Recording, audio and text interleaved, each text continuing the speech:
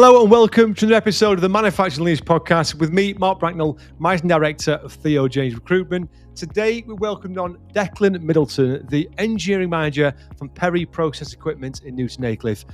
I absolutely love this episode, and it was such a privilege to speak to such a young leader with such a mature head on his shoulders. Declan told his story about how he got into the industry and how he got into it after being pushed by his parents to go and do a placement at a young age, having initially not necessarily wanted to get into engineering. And he talks in detail about being treated like a man, being treated like an adult in an adult world, being such a young person, and that experience changing his mindset and just putting him on the path to ultimately want to get into the industry.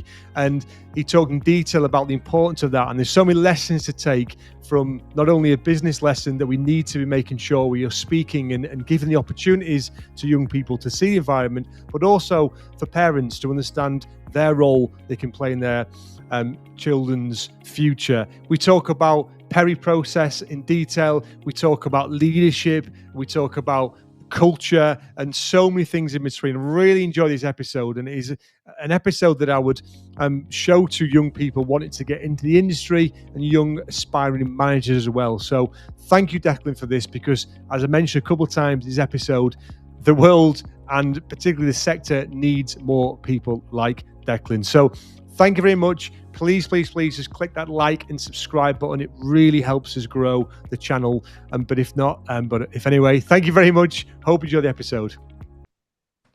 Excellent. Right, a massive warm welcome say to Declan Middleton, the engineer manager from Perry Process Equipment. How you doing? Things all right? All good? Yeah, I'm good. Thank you very much. Good, man. Excellent. Look, really looking forward to this second. So obviously I'm looking forward to get into your story of what you've done at Perry Process and understanding more about the business and what they do. But before we do that, it's the same question I ask everyone. What does it mean to you to be a leader? Yeah, absolutely. I mean, not to call a spade, but for me, the leader is to be a leader. It's to lead from the front. So one thing I will say about my technique, if you like, is probably because of the way I've been brought up in this organization. I've started from the bottom, worked my way up. So there's absolutely zero task I'll ask any of my team to do that I haven't already done and I wouldn't do. Obviously, branching off from that, there's obviously going to be, empowerment and looking after people, making sure people come into a space that they feel comfortable to work in, happy to go home, that sort of thing. So yeah, from the way I lead is more from the front within regards to sort of trying to demonstrate that this is the task in hand and stuff like this. But yeah, like I said, it's such a broad spectrum, and everyone has their own techniques. But like I said, my way of doing it is sort of getting down and dirty, if you like, and sort of being on the shop floor as much as I can possibly be. I'm never one of these managers who sits high and mighty in the office. I'm always available, always willing to lend a hand, and hopefully from that, which I feel like I do get that back, is lads and lasses look up to me and help out a bit more, put that little bit more extra effort in, because they can see that the management's also taking the lead as well. So like I said, that's sort of a little bit of my intuition of how I interpret it, shall I say, my interpretation. And fair play to you, because you've got a very mature head on your shoulders for a young age, and you're someone who people should aspire to be at a young age, because obviously you've worked your way up very, very quickly. And I'm not saying there's different routes people take, and a lot of people will jump from company to progress, and they probably see that as their only path to progression sometimes. You haven't. You've stayed at a business and it's been quite organic, and they've progressed you, which is testament to them as a business to do that, but testament to you as well to stay there, because actually it can be quite challenging for a lot of people to suddenly change your role in an organization, and you perhaps were once one of the lads getting managed, and suddenly you're not. Suddenly you are not just part of the team, you are someone who's lead that same team. What was that transition like? Because that's really hard. Yeah, absolutely. Basically, it's a two-way street. Absolutely, what you said organically. There was a gap about 6 years ago. where the current manager, the foreman, retired, and I was a part of the team, the core team, and I started trying to take notes off the old manager and help out where I could. Not necessarily to see it as a progression route, but more just really wanted to get involved in all aspects of it. And I was the sort of person put my hand up to do different courses, that sort of stuff. And the company actually did look externally to hire, but they couldn't find the right candidate for sort of how niche our company is. So they ended up offering it to myself on a 6 month probation period. And like you just said there, that the biggest issue I had was not actually the job role. It was transitioning from being one of the team to having a little bit more responsibility. And I remember the first couple of weeks, I was petrified, absolutely petrified, because I felt like from a disciplinary point of view, how are these guys gonna listen and understand? And I guess kind of going back to my first point about being a leader, the way I approach things like that is more, yes, I'm your friend, and I'll obviously open door policy and all these sort of niche, sorry, cliches. But because I've been there on the shop floor with them, I understand their grievances and I understand, when they might not be happy with something, why they're not happy with something. And sort of from there, I think it sort of took off. And then eventually I was able to demonstrate my competency in that level. And sort of from there, like, organically, like you said, it grew from there. So, you know, being in the position now about 5 or 6 years, there is a bigger gap now between where I was then and now within regards to management. Of course there is, but that's only come because of time and because, I've managed to put my stamp on things, but also being able to sort of nurture and grow the workshop the way I see fit. But the team that we actually started with is a big part of the team that's still here, which is great. And we've all grown up together, because we've got a young team in general. And I have that nice balance of, Monday to Friday, the my colleagues, and then on the weekend, we're friends as well, and we do a lot of activities outside of work as well. So yeah, it's a nice balance. That's great to hear, actually, because I would say that's probably, if you ask people what the hardest part of management is throughout their journey, that what you're talking about there, I would say probably is number one, Mhm. that making that transition internally to suddenly be the boss. So, you communicate that really well. But I imagine it wasn't as easy as that because, like you said, and I think some people sometimes worry they've got to completely change their character. They've got to suddenly come in the next morning and be someone who is completely different. Was Yeah. that was it more of a transition for you to, like you say, the gap is now bigger, or was it? Did you almost have a word with yourself and go, "I need to be this person now"? What was that Um, like? A little bit, probably a bit more transition, like I said, 'cause my actual character isn't argumentative. My character isn't. I've always been sort of a leader from a young age. When I played school football, I was a goalkeeper, so I've learned to communicate very effectively from a young age and to tell people where I want them to stand and sit and stuff like this. And then going through the school and college routes, etc., I was always, open to discussions and communication and meeting new people and talking to new people. So from that essence, it wasn't a difficult transition to sort of taking the lead from that point of view. It was more just how do I earn these guys respect? Because I'm having to go from, I'm a big believer in respect is earned. Just because you've got a certain job title or certain position within the company, yes, you have that organizational respect that, you've got the power and the keys, but the respect actually that comes from the people below you has to be earned. It's not given to you.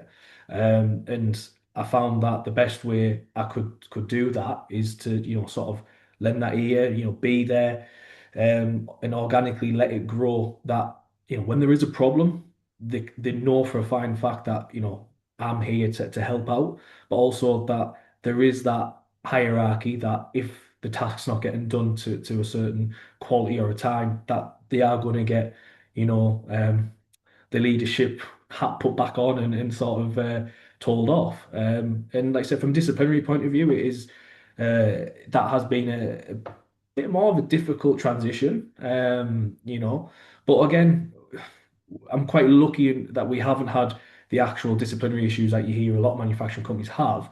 Ours have more been, more personal grievances, personal issues. I've had to deal with a lot of things in a short space of time, from things like alcoholism, depression, this sort of stuff. And that's again where that leadership hat has to come on in a different, facet. It's more of like I said, they're listening to people and trying to help people and empower people from that end, as opposed to actually, barking down orders. So I found that part of my job role grow, exponentially, as opposed to more being top of a food chain, giving out work instructions. So yeah, it's happened probably just how I would like to happen organically. But it wasn't easy. No, you are right in making that But assumption. and I think what you've unearthed there is something quite interesting because I completely agree. I think when you want to be, when you think what it's like to be a leader, you think about those things, don't you, in terms of needing to set expectations, maybe go through disciplinaries, help people progress. But you do that. But what I found as well, which is the surprising thing, is exactly what you just said there. It's the other things that you don't expect to when you really sort of get to know someone. Is there some, there's a lot of people in any workforce who've got issues and Absolutely. mental health issues and in particular. And I've had to deal with those, and we continue to deal with those issues on a regular basis. And that's part of the job, which gets back to leading, doesn't it? And a responsibility. But it's a real tough part of the job. But I think it's a Absolutely. sign of it for me. It's a sign of a good organization, a good leader. Those people are you are dealing with those situations. Absolutely, yeah. Look, I'm very lucky. Well, I feel very fortunate to work in a very small team. So I know my team intimately. I know the personal challenges. I know what they're going through. I know, we've got stuff, even things like young families, guys who've got babies at home, and we've got to give.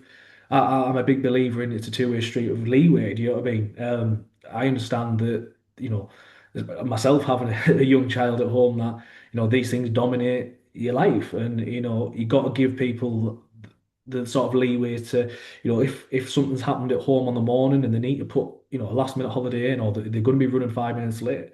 As a leader, I don't ever see the stick being the option in that essence for that reason, because all you're going to do is just eventually drive people out. Because there'll be a time when I need them to stay back. There'll be a time where I need them to work on a Saturday. And it's sort of a two-way street in that essence. And like I said there, I'm lucky. I feel lucky to be a part of these guys' lives in that essence. And I feel like when I go home on a weekend, I am making a difference to these guys. As I'm helping these guys. So yeah, it's a really rewarding part of the process. Not just being the manager, just sort of being sort of there to help them through Yeah, life's challenges. You know what I mean? you need to have a child to know what it's like to be that tired. Don't you? It's a, Yeah, yeah, absolutely. Like I said, we have guys who've got young kids, and my son's 6 month old, and I will admit, from January this year, I've realised what tiredness really is. yeah. So yeah, it's It is. But then you absolutely get some mine a bit more grown up now, sort of 6 and 9, and you almost forget what it's like. I've got a lot of people now going through that, and you have to remember, God, that was real. And you can't do your job as well as you can do, when you're no, not tired. It's as simple as absolutely, that, yeah, isn't it? yeah. For me, it's balance and everything. So I have on my left shoulder, possibly, I have uh, my company's targets and stuff like that we've got to achieve. We've got our tasks and work instructions that we've got to keep, and I've got on the right hand shoulder, I've got the personal side of things. We've got like, well, there's a reason why this guy couldn't come in on a Friday morning, Yeah. because he had an issue. And it's just that balancing act of trying to make sure that everything that the organization needs is done, and everything that the guys need to take home on a Friday is also carried out. So it's sort of like I said, it's just a balancing act. I think what's interesting is that this time last year we did a lot of we had a lot of conversations about EVP, so employer value proposition, and a lot of Mhm. HR in particular were going, Yeah, what should we offering, what benefits should we have, and obviously the work, the work from home and that flexibility piece was just that was a constant conversation. yeah, And I think what a lot of companies have settled on, it was kind of what you've communicated there really well, is that most businesses in manufacturing can't do the work from home thing fully, because obviously the whole point in the factory is everything is in the factory. yeah, So if you are an engineer, by title you can't do what you need to do by in home. But I yeah, think what good companies have done though is exactly what you've spoken about there, is that they've understood that people have lives and sometimes things happen and sometimes there's a degree of flexibility that's needed yeah, to keep people engaged, which is obviously what you've done. I still yeah. won't see it in every company, so I don't think people should give that as a given and it happens everywhere, but it doesn't. But It you doesn't. need No, to. no, it doesn't. Absolutely. I think there's an agility that we have because we're a small company. There is that. Yeah, Absolutely. Of course, I understand there's these huge manufacturing organizations in the Northeast that flexibility is almost improbable because of the size of the beast. But it would be great to see bigger organizations. I mean, my wife, she works for one of the major employers in the Northeast, and that flexibility is more down to a manager's discretion. It's not a company-wide thing. If my wife was ill, a part of her sort of handbook, there's a three-strike policy, and it's like, where's that flexibility? Now, yeah, luckily, her line manager's, is a really flexible person. So she does have a degree of flexibility, but it'd be great to see. And absolutely, when it comes to, it's not just about the salary anymore. It's not just about the pension and stuff like this. It's what the actual working week's going to look like. Um, my biggest thing for my guys is I hate the idea of my guys taking the stress home with them. I don't feel like they're paid to do that. They're paid to come in and do their task. And I want them to go home and enjoy their weekends with their family. And I'm very big on that mantra that, leave your issues at the door when you get in that car park. That's, your switch on, switch off. And obviously you yourself being a business owner, you probably that's a foreign concept to yourself. but I agree. I completely agree with what you're saying. I see it as my responsibility to make sure that exactly that my staff Yeah, don't take that same level of responsibility because exactly. if you own a business, you accept there's certain pros and cons of that, and the con is probably you take that stress. But I don't think you should you should sign that oath. If you join a new Absolutely. company, it's one of those. So I agree with what you're saying there completely. I think the sector, I know the sector needs more people like you in it. It needs more people who want to get into engineering, manufacturing, and leadership, but there is obviously a big gap. Did you fall into or want to get into this world of manufacturing? How did that come about? Yeah, absolutely. No, is the honest answer. My family tree probably points to the fact that I should have. Yeah, All my family, of all generations have all been in industry, whether that be coal mining, steel works, that sort of stuff. I mean, my granddad, he was a maintenance fitter for a a tea manufacturer in Teesside, and he was a maintenance engineer. So sort of that's how I should have gone. But I was really interested in sports and in journalism when I was in school. My original plan when I was 16 was to leave, go to a good college and, you know, study a bit more English, go to university, maybe work for a magazine or a newspaper, writing sports articles, that sort of thing yeah, filled me with excitement. And I remember I finished my school where you get that extended summer holiday when you're 16. And I think it was the Friday or something. I finished school, got off the bus, and my dad was there waiting, and he went, "You're not sitting at home on your Xbox for the 10 weeks or whatever it was." He said, "You coming with me?" And he chucked me into a welding shop. So my dad was a site manager for a local construction company at the time, and there was a local fabrication shop in Newton Aycliffe that did a lot of the steel work for them. And he basically gave me to the foreman and said, "He's going to be yours for 8 weeks," and they signed me up as sort of a summer apprentice, and they looked after me is the yeah. best way you expect to be. But no, but in them 8 weeks, I grew up probably more than I ever did in the first 16 years of my life. I learned how to make cups of tea.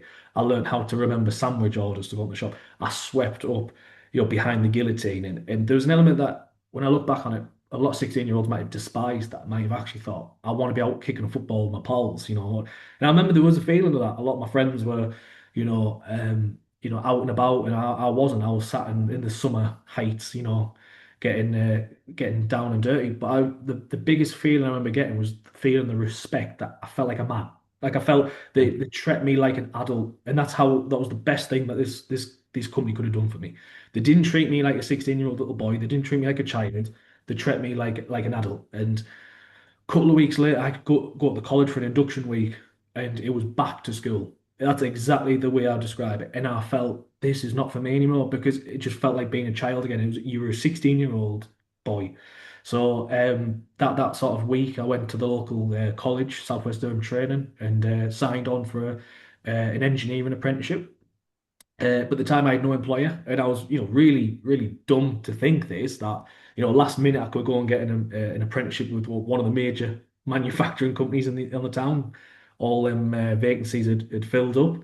So I wrote to local small businesses, and funny enough, my dad actually heard of Perry process.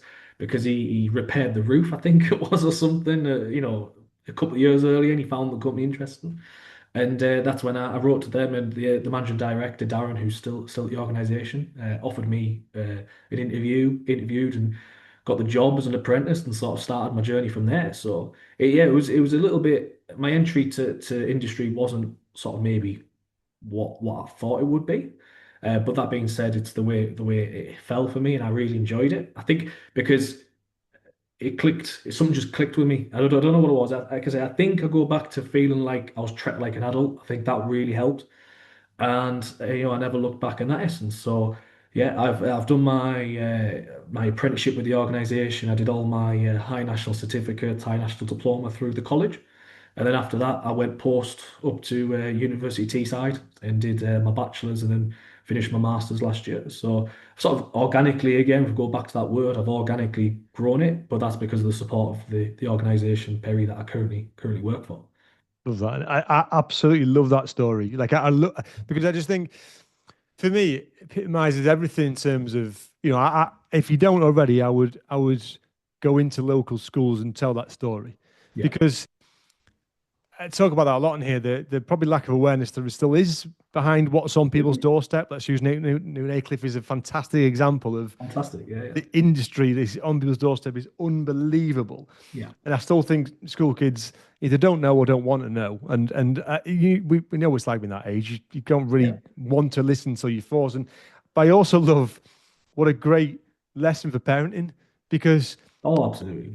we all at that age we all need a real push sometimes Yeah, because there's not many kids that go, I want to do this. Or most of us don't know what they want to do. So I think what a perfect sort of way to parent where you've got somebody you're not kicking and screaming and going and locking the door. You'd have had a degree of okay, but you won't have been chomping the bit because you at that no, time. Do you know what I mean? It's difficult. no, So, but I also love the respect in terms of being treated like a man and treated like a because absolutely that's it. That is you go through, you think about things in your life, don't you, where there was just that moment where yeah, something happened or something yeah, changed, and that was the reason you're on the path you are. And that absolutely. was that That was moment. that moment, pure and simple. Absolutely. Yeah, I talk to my dad a lot about that sort of thing. And funny enough, that welding shop I still use as a subcontractor now. Yeah, So, love that. I speak to the guys over there a lot, and I'm very grateful to that 8 week placement I had because yeah, it definitely shunted me onto a path that in the end was the right path for me, it was the right journey. And just to Yeah. go back to what you said about schools, another thing I will say, I actually went to a very, very good technology school. The technology department there was fantastic. The equipment that they had and whatnot. But the school just didn't really drag students into that side of the technology side. And it wasn't just about the engineer, well, say engineering. There was a little machine shop, there was a foundry, there was woodworking, there was actual CNC lathe in there. And yet none of the teachers knew how to use it. Yeah. And it was like all this money that was sat there now when I look back on it. I mean, they had 3D printing. This was going back 2009 to 2014, I was at school. So they had 3D printing back then. And the students weren't really sort of showing anything. And I do wonder now how many students that left that school, similar to me, that want to go and do more vocation in, literacy, science, that sort of stuff. And how many more engineers we could have had by, starting from a young age, just seeing if they had an interest in, the manual lathe, the pillar drills, the foundry, that sort of stuff. And it's a big shame because it's not like saying the equipment's not there ready. It's not like the infrastructure is built. The infrastructure to a certain degree is there. It's Yeah. just how do we better utilize that? Because I said I did go to a very good school that should have really pushed me more down into the sort of engineering side of things, but Yeah. unfortunately didn't do it. Apologies for interrupting this episode with a very quick announcement about my business. Theo James are a specialist talent provider specifically to the manufacturing and engineering sector. I'm incredibly proud of what we've achieved since our inception in 2015. We specialize in roles from semi-skilled trades right the way up to our TJ exec search arm of the business, both from the contract and permanent side. We offer both bespoke one-off campaigns for hard-to-fill roles or a full partnership service where we become an extension of your business. For any information, please get in touch with me or the team. I hope you enjoy the rest of the episode. Thank you. Schools need to do more and local business need to do more. I sit on the board of the UTC in Aycliffe, and we Yep. obviously shout them out here about how good they are. What a fantastic school, and the equipment in there is next level. It's the sort of carbon copy of a lot of local factories, and they have got some engagement with the local community, but not as much as they need. And that is people who have gone to that school because ultimately want to go into engineering manufacturing. And we need to capitalize on not just that school, but other schools in the area. Because exactly what you're talking about. There's young Declan Miltons there at 13, 14 who still don't know what they want to do. And that little bit of influence could take them on a path Yeah, to that industry.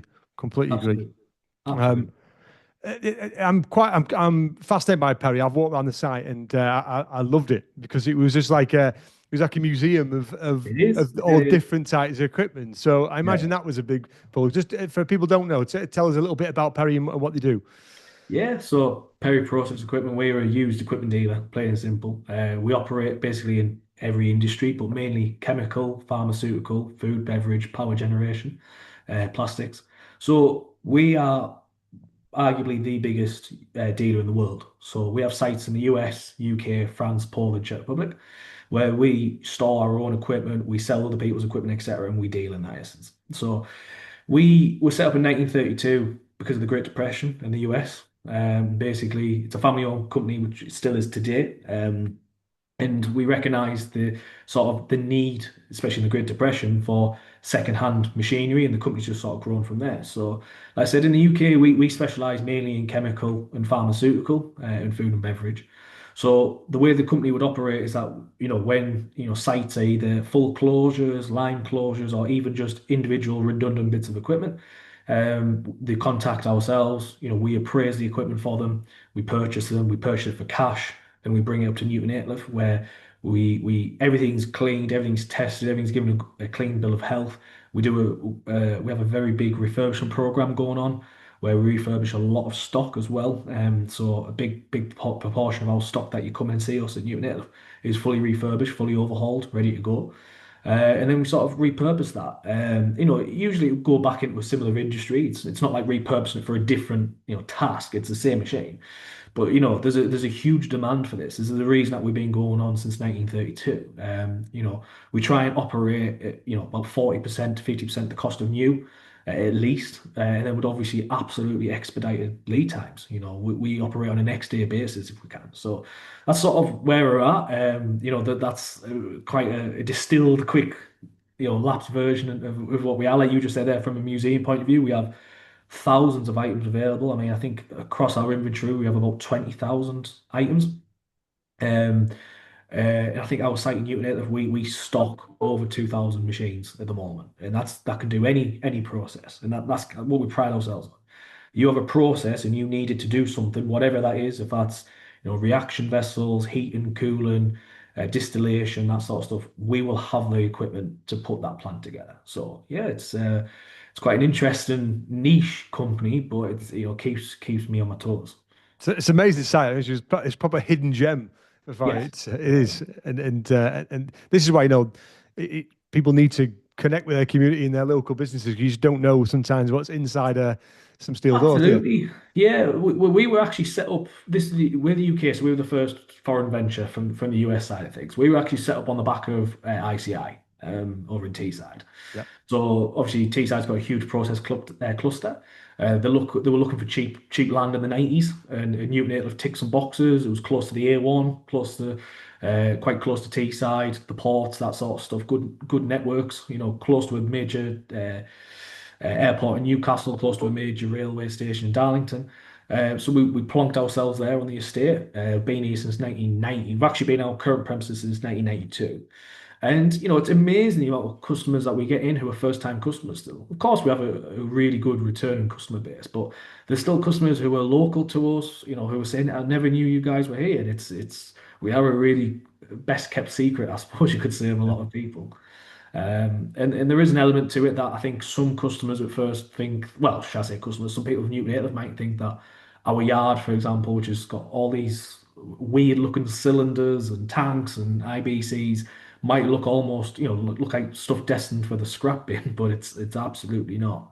Far from that. There's a lot of value there, and there's a lot of stuff that we can do to add value when it comes to berry process. I imagine now as well, the last 6 months have been probably the most challenging I've ever seen in the industry. For the budget was probably the biggest sort of Yeah. showstopper in that, where suddenly people have got a massive Yeah. an eye bill to pay. This is, I imagine, a nice cost saving for a lot of businesses if they are looking or were looking for new machinery. There's alternatives there as well. Absolutely. I mean, yeah, the last 6 months have been very, very challenging. We've been speaking to a lot of people in our industry. When I say our industry, actual other equipment dealers and that sort of stuff, and everyone's pretty quiet in that essence. We thrive off obviously project things. It's from a marketing point of view, it's a really difficult task. We can't go cold calling on people's doors to try and drum up business for 30,000 litre tanks. There's a distinct need that a Yeah. customer needs to come and use us. So, we're trying to be there, trying to be in people's ears when there's a new project stemming up. And what we found is from the last, I'd say 5 to 10 years, obviously cost is number one, of course it is, but the main one that's starting to come through is lead time. Okay. A lot of manufacturers have extortionate lead times. And if you've got a project or if you've seen a gap in the market or you're trying to scale up, and then you go and speak to a manufacturer and they say, best case scenario, we can manufacture this on a 6 month lead time. Worst case could be 9 to 12 months. Mhm. We're seeing lead times over 12 months on some equipment, whereas we are here with, like I said, their next day delivery.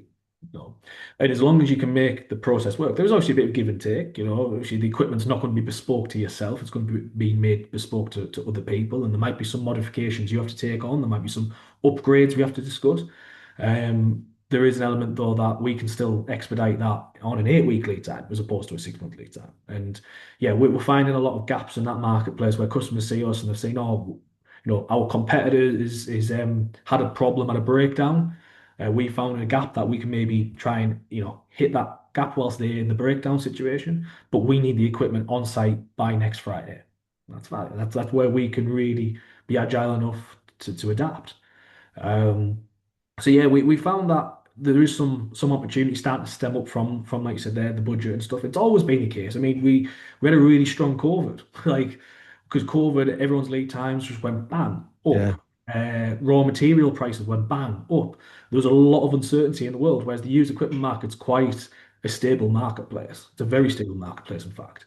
I don't like to dumb the business down to this level, but people who aren't familiar with it, it's a bit like the used car business to a certain degree on a much bigger scale. It's in Yeah. Yeah. the actual the cost of new equipment really obviously tanks. If you buy a brand new piece of process equipment and it's uninstalled, and then after 3 4 years you want to put that on the second-hand market, there's a lot of value lost between brand new out of the factory to unused.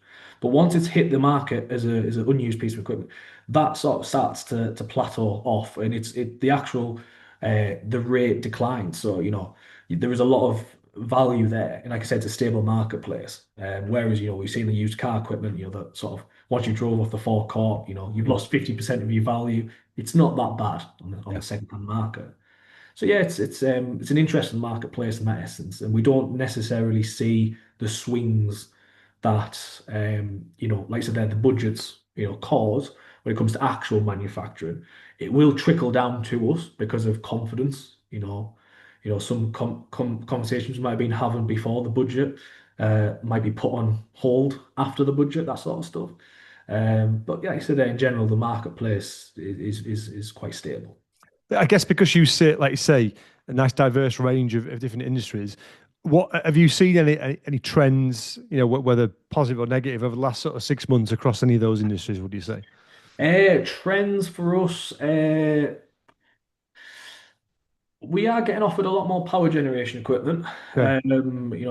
I said there we did a big project sort of 2023 to 2024 that encompassed a lot of containerized generator sets that unfortunately didn't work for the client. And they were virtually unused. And they asked us to repurpose them, and we did. We managed to actually repurpose them to Ukraine, and that was Okay. because of the geopolitical event that we all know as the Ukraine-Russia war. The Ukrainian organizations that we dealt with, they were looking for, because of obviously what we've seen, a lot of the bombings, etc. They were looking for a method of getting electricity and power a stable supply of it. So these containerized generator sets, as long as they had a good product feed, they would be a really stable source of heat and power. So we found that, that was an opportunity for us, that we managed to capitalize off of a geopolitical event. Um, we found obviously the tariffs in the US, they did have an effect on the organization, especially our American owners, Yeah. because the tariffs affected us. I think from a bigger scale, I think obviously energy security is had a leading impact on every organization, whether it be manufacturing or whatnot. And we've heard a lot of, customers, unfortunately, bigger sites looking possibly closure because of it's just not economical to manufacture in the UK at the moment. And it's a really weird double-edged sword for Perry Process, that, because in one essence, we're dealt with an opportunity to come in and buy some really good quality stock from an organization, get involved in a big project. And by the way, sorry, from a project point of view, we can do everything. We can come in, we can dismantle the equipment, we can demolish the plant for you, or we can just buy the equipment as it's laid out. So it's kind of we offer all these options. But on the second hand, we possibly might have lost a really good customer. So Yeah. yes, we're buying that one-time bit of stock, but then over the next 5 to 10 years, that particular customer's not there anymore, and it's a really unusual situation to be in. It's sort of buying off a customer, but yeah, it's trends wise, there's a lot going on. I mean, I tell you one thing I have noticed: there's obviously a lot of green projects going on at the moment that we Okay. are getting involved in. Lots of stuff to do with like plastic waste and clean energy growth, carbon capture. Yeah. And a lot of these projects are in the infancy, where they're trying to prove the process, maybe in a going up from a laboratory scale up to sort of pilot plan. And again, that's where Perry process is a fantastic option, because pilot scale, it's all about adaptability and being quick to the market. You've got to be there first, because there's a lot of these, every university are trying to figure this stuff out. And what we offer is obviously on the pilot scale, again, it's, everything. It's cleaned, good quality, tested equipment from premium OEM brands, and we can deliver it, next week. And if these guys can get this pilot plant together and prove that process, they can move on to the next step of their journey. So yeah, we're talking to a lot of companies that are in this sort of clean growth sector, carbon capture, etc., etc. So we're finding that that's becoming a big player for us, in that essence. Exciting that with the obviously with the AI and industry 4.0 and all this type of stuff. Obviously, that will drastically change the industry for the next 10 years. Yeah. Do you see? Will that be something that the business will need to adapt to? Is it just too early to tell? What are your thoughts on that? It's a little too early to tell. I mean, we come from an industry where we weren't sure if the internet was going to affect us. Yeah, yeah, But yeah, no, absolutely. I mean, we've actually put AI into our system, so we've just upgraded we've got a brand new equipment ERP system, and that's got AI functionality from a marketing point of view and quoting point of view. It's a really really clever tool. What it does is when we have a thing called search orders, where you might ring the phone, pick the phone up to us and say, "I'm looking for this model, this exact model." We don't have it, so we will put a search order out there, which is where that sales manager will go and scour and ask the dealers and hopefully try and find you one. But it's not obviously a given. So we have a system now where we can actually set this customer up as a search order, and then it'll use AI that it's constantly scouring our marketplace. And then when, say, our Polish site, say they buy this exact model in, or say our French office list someone else's, which is the exact model, the AI will actually automatically generate a quotation to our customer without us even having to really sort of deal with that. And it's really clever the way it sort of filters through our full network, which I said it's a huge network with 20,000 items on there. So yeah, we are starting to use AI ourselves internally, and of course, like you said, the digitalization of sites and stuff like this. I think is going to be really interesting for me to see, just as an engineer. it'd be interesting to see how that comes into our place. I think we are a bit behind that, but I can imagine, a lot of the automotive sector and stuff like this, I think it's going to be pivotal. Excellent. So, but no, but I am very excited by it. I think there's loads of stuff happening. I think we're in a perfect position to do that. As an industry. Mm. A few quick fire questions, don't mind. Yep. Which you didn't know were coming. What it could be a difficult one for you because you work for one business. Who was the best manager you've ever had, and why? Oof. Um, Best manager I've ever had. Oh, um,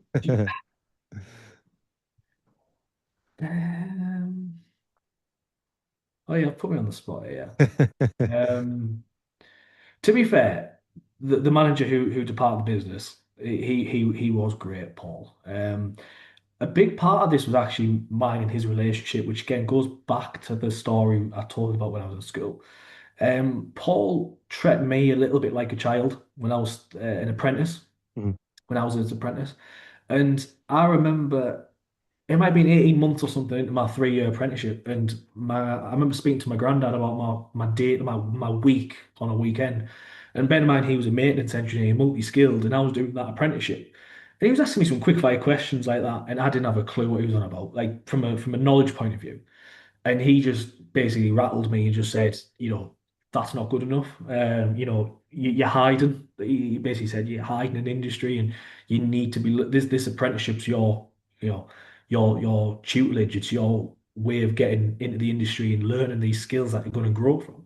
So on that Monday morning, I had a frank and honest conversation with my manager about, I don't feel like I'm getting taught what I really need to. And again, that flash moment, I can always, it's a snap in the pan. It was a snap moment. Our relationship just completely changed. And he took me as his right hand man, and I remember him saying he thought I was just a dumb kid who wasn't that bothered. He said, "You've shown me that you're clearly not." So he apologized to me. He said, "I apologize for taking that away from you. But now you've shown me that you are wanting to learn." He took me under his wing, and I guess that's probably how I started my journey more at Perry, is because that taught me to be maybe like a yes man. Is in Paul's like, do you want me to show you this? Yes, yeah. Do you Yeah. want me to take you on this course? Yes, yes. And like I said, from there, I suppose that the last 18 months I had of my apprenticeship under my ex-manager was brilliant. And yeah, I think he did teach me a lot, and sort of set the foundations for where I am. And luckily, I've managed to take the reins from there. So Right. yeah. And I'm sure he'll be very proud of what he's helped create as well. So no, it's a really excellent answer. Any books, audio books, podcasts, anything you've ever read or listened to, which is you'd recommend, as which has helped you on your way? Would you say? Um, I've read some really interesting books, like from a mindset point of view. One of my favorite ones is Matthew McConaughey's Green Light. Great book. Yeah. Great book, Yeah. yeah, Yeah. yeah, Great audio book as yeah. well.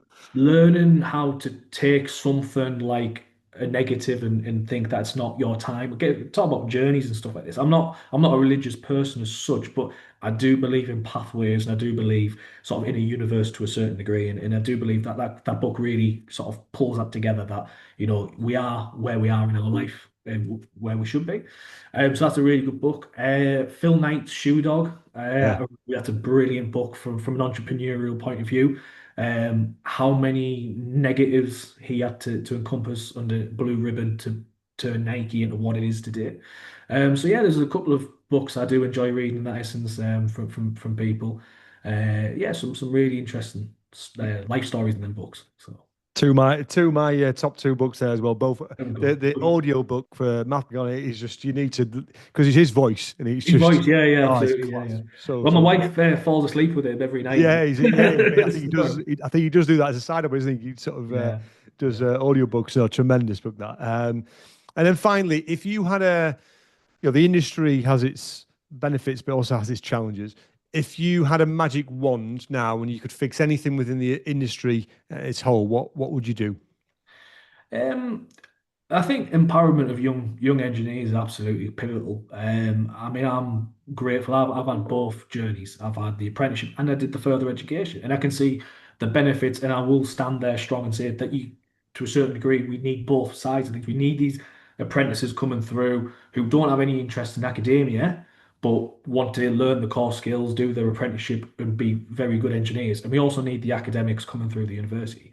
But what I've found when I've put myself up against some young project engineers, let's say coming in from university, they are absolutely terrified of making a mistake. And I'm only where I am today because I've made hundreds of mistakes, but I've learned from every single one. And I found that a lot of these project engineers, I don't know if it's the empowerment from above, if it's not getting nurtured properly. I don't necessarily know the core without actually digressing and speak to them. But I feel like that's a big challenge that Perry have within regards to we find that it's easier for some of our customers to buy new because of that, because they haven't got that problem solving capability. But a big part of that's because of the confidence. And we sort of joke about it in the organization, but it is true that there was a lot more old school engineers previously that in our industry would dictate play. So they would buy equipment off ourselves, which was probably of a lesser quality than it should have been. But they had the engineering knowledge, they had the sort of the confidence to sort of take on any modifications, alterations themselves and repurpose that and put it into a plant which was economically efficient, viable, that sort of stuff. Whereas these engineers have departed the business, they might have retired, they might have gone into other industries, and some of the younger engineers that are coming through don't possess, like I said, I feel like it's more of the confidence. So it'd be easier for them to go from a capex point of view and say to their you know whoever it is, project manager overall or head of procurement that it's easier if we buy this equipment for X, Y, Z because we're going to get all these guarantees and they're going to promise this. Whereas Perry, we've actually pivoted our business towards that. That's why we offer a lot more services now because we're trying to take away all these sort of fears and worries. So it would be nice to see some younger engineers who are coming through, given maybe a little bit more rope to sort of fall over and get back up again and learn from their mistakes. Um, so yeah, I think that's one of my main sort of concerns, if you like. Obviously, from a whole manufacturing in this country, should I say? One thing I have noticed is, from a government support point of view, there's just absolutely zero support from these bigger manufacturers. Energy security is such a vital thing for us, and we haven't got it, period. We still rely on, we've shut down our last coal plant, which it should have, we've got to not be relying on coal, absolutely. Yet, whereas a country like France, who is, has a global monopoly on nuclear, still has coal power stations running today. And because of that, we're paying exorbitant energy prices, and it's really difficult for companies to keep on going with the gas and electricity prices. And because of that, I see that we've got a lot of fantastic businesses that are involved in sort of like I said earlier, the pilot scale. So we're talking about the carbon capture, green energy, green hydrogen, all this sort of stuff, and that's fantastic. I mean, 15 years ago, we were the world leaders in wind turbine product. When I say wind turbine production, we proved the process that wind turbines were a fantastic, way of getting renewable energy. And yet, there was no once they proved that process in the UK, there was no help from the government to help scale that up into an actual industry. So what we ended up doing was we ended up proving the process for other foreign investors to invest in their own thing. So that's why most of the wind turbines that you see now are manufactured in South Korea. And then they're shipped halfway around the world to be put in the North Sea. It's just a bit of a foreign concept to me that we're fantastic pioneers at proving a process. And it again from when I was at university, I learned that a lot that there's a lot of brilliant people in this country, and we have that knowledge, and that's why we are a world leader when it comes to sort of manufacturing principles. However, we don't have that backing from our own government to actually, manufacture on that scale anymore. So I think it's going to continually going down that route. I think we're going to prove a lot of fantastic breakthroughs in industry. I think we're going to, prove, like I said, the green hydrogen, carbon capture. I said that we're working with some really interesting university projects at the moment, like uh, reclaiming metals from chemistry and this sort of stuff. But then what's going to happen is when they actually need that money from the government to scale it up, they're not going to get that. So they're probably going to sell the technology elsewhere, and that technology is going to end up in other factories across the globe. And it's a shame because there's some fantastic things going on in this country. I don't feel like we've got the backing to continue that on a major scale. Well said, mate. Really well said. Look, at a great place to finish. And look, I want to thank you for this. It's been a tremendous episode, and you really inspired me, and I really mean that, because no disrespect to anyone I've had him before, but typically when if I interview someone who's got 30, 40 years and have led businesses, you expect them to have a lot of things to say and to communicate, because they've had a really long career, a lot of experiences. You have communicated so unbelievably well throughout this episode for someone who is, still starting out their leadership What's journey that now? Absolutely. Yeah, yeah. to some aspect. But you're an inspiration for people who either want to get into the industry or who are in it to want to get into management leadership, because as I mentioned, in the middle of the episode, more people. We need more people like you in the industry, and I think the story you have is inspirational, and you should tell it, because there are so many people out there in schools who don't know what they want to do, and they just need to be given that chance or exposure in your circumstance to be able to work in these environments, to understand that that is a path for them. And we need that to keep this industry alive. And you communicate that extremely well right at the start of the episode, talking through one of the biggest challenges that any leader has in terms of when they organically get promoted into a team, to manage that team. So many lessons for people to take from this. Really fascinating to understand about exactly what Perry do, because as I said, I've always thought it's a bit of a hidden gem in the industry and in the UK. So it's hopefully a great opportunity for people to understand more about the business as well. If people want to learn more about you or Perry, what's the best way? Sort of website, So absolutely, yeah. We can obviously link our channels from our website. Like I said there, for myself, I could drop my email address if there's anyone who wants to discuss further the journey and stuff like this. Like, absolutely, from an advocacy point of view, because my pathway. One thing I will say about my pathway as well, it's a very plausible pathway. It's not like I was sort of chucked in somewhere. There's a lot of exposure that is available there, and obviously, like I said, they're partnering up with places like UTC and stuff like this, and giving a helping hand. I mean, Perry, what we do, again, because we're a small company, from a summer internship point of view, we've been very fortunate that a lot of people who worked here, their children leaving school at 16, 17-year-old, have all worked at Perry for a 6-week placement. Right. So very big on the summer placements, and we've got one of them who's ended up at university doing mechanical engineering at Newcastle, and that's big part of that was because he came into our workshop and got interested in the industry. Wasn't too sure exactly which part of the industry he was interested in, so that's why he's gone to university to sort of do a degree, and hopefully he'll be doing some fantastic things. But a big part of that was because of his exposure on our shop floor. So yeah, it's absolutely, it's pivotal that we get kids interested in engineering, and organically, I think that's a core word, organically, in this whole organically grow these engineers, because we need more, period. 100%. Well, thank you, Declan. It's been amazing. Appreciate that. Matt, really appreciate it. Yeah, really appreciate it. I think I've really enjoyed the call. I think it's all myself up about my story. I don't feel like the story is interesting as such. Sometimes I feel like I might be boring people to death, but it's nice to hear sometimes people feel a bit different about the story. It might be a bit pricked up some ears. It's a great story. It's a great story. I'm glad you got to tell it, mate. So we need to keep telling it. So thank you. Yeah, no problem. No. Thank you so much for listening or watching this episode of the Manufacturing Leaders Podcast.